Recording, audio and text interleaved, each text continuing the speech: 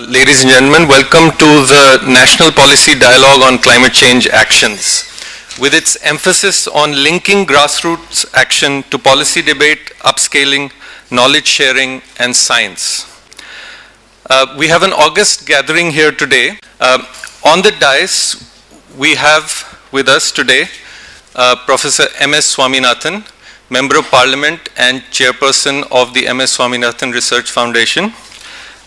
Ms. Florence Tingelli-Metley, who is the Charge d'Affaires at the Embassy of Switzerland, and the Honorable Minister for Environment and Forestry, Jairam Ramesh. I wish to acknowledge the continued support, interest, and commitment of the Swiss Agency for Development and Cooperation, because Switzerland, as you know, has always been a great supporter of environmental causes.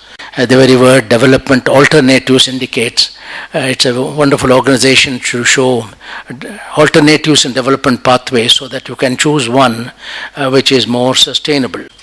UNDP is another partner in this particular meeting. UNDP is also the coordinator of the UN Millennium Development Goals. The other partner is Watershed Organization Trust. The very word says watershed. They have done an enormous amount of work in the conservation of water and the sustainable management of watershed. The last of the partners in this is the foundation, M.S. Swaminathan Research Foundation in Chennai. So the purpose is to provide inputs for the National Action Plan on Climate Change, which has 8 well-defined missions under the Prime Minister's leadership. And how do you provide? The other one, we are very happy that we have been wanting to see that this happens. Recently, when President Obama came, one of the agreements which was announced by him also in the joint session of Parliament and also by the Prime Minister is the monsoon mission. The monsoon mission has components like climate, not only more accurate climate forecasting, but also forecasting in terms of markets, in terms of crops. The other one that President Obama announced is the Evergreen Revolution, jointly between the US and India. Evergreen Revolution, which I defined 30 years ago as increase in productivity in perpetuity without ecological harm. Climate change is indeed a great concern to the Swiss citizen, and we are therefore strengthening our bilateral cooperation with India on issues of common interest, namely adaptation to climate change, energy efficiency, and food security.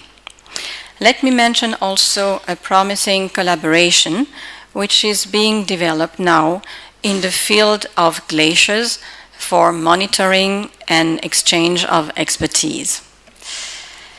We do hope that the Swiss-Indian partnership will also be an asset for a fruitful and effective dialogue in international fora.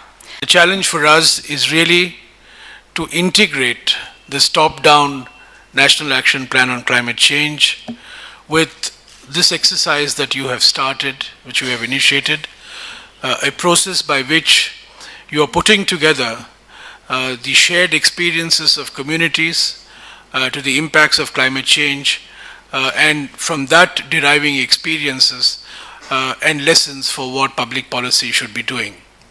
India is going to be the most profoundly influenced and affected by climate change. First and foremost, of course, is the monsoon. In spite of the fact that we are now a fast-growing, services-led economy, the fact of the matter is that if you look over the last 50 years, almost 45% of the variation in our GDP has come from variations in rainfall alone.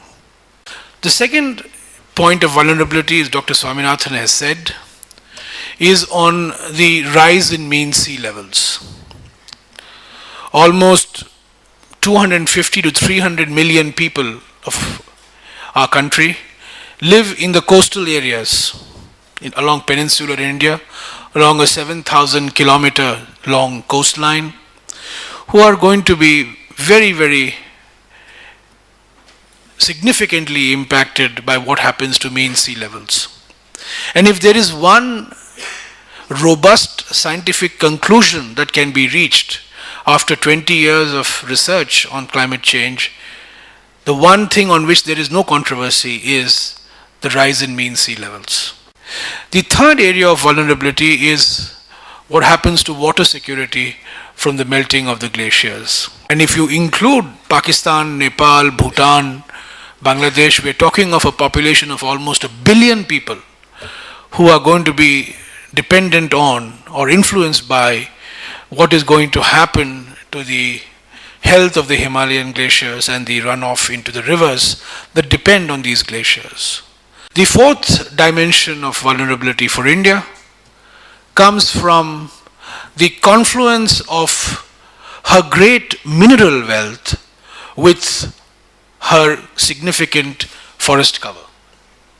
If you look at the map of India, and if you plot the areas of mineral wealth, particularly coal, iron ore, and you see where the forest areas are, there's a one-to-one mapping. So the more coal you're going to use, the more iron ore you're going to use, the more forests you're going to destroy. And the more forests you're going to destroy, the more you're going to contribute to greenhouse gas emissions.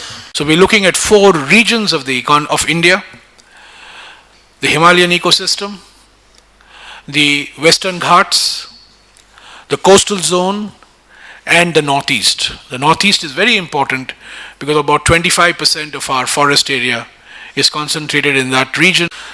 After having assessed the vulnerability, after having assessed what the impact is going to be, what are the interventions? What do you need to do in agriculture, in water, in different sectors of the economy? So that is very important, and I think that is really where we need to build close partnerships between the government and civil society organizations. Adaptation to climate change cannot be a government-mandated process. It has to be a community-driven process.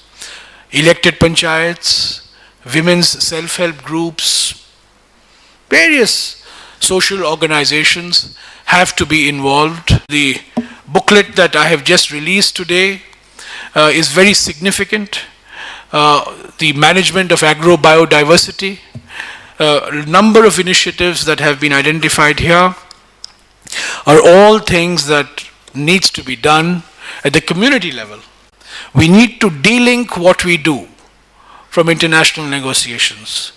We need to ask ourselves the question, what is in our interest, and mount the appropriate response.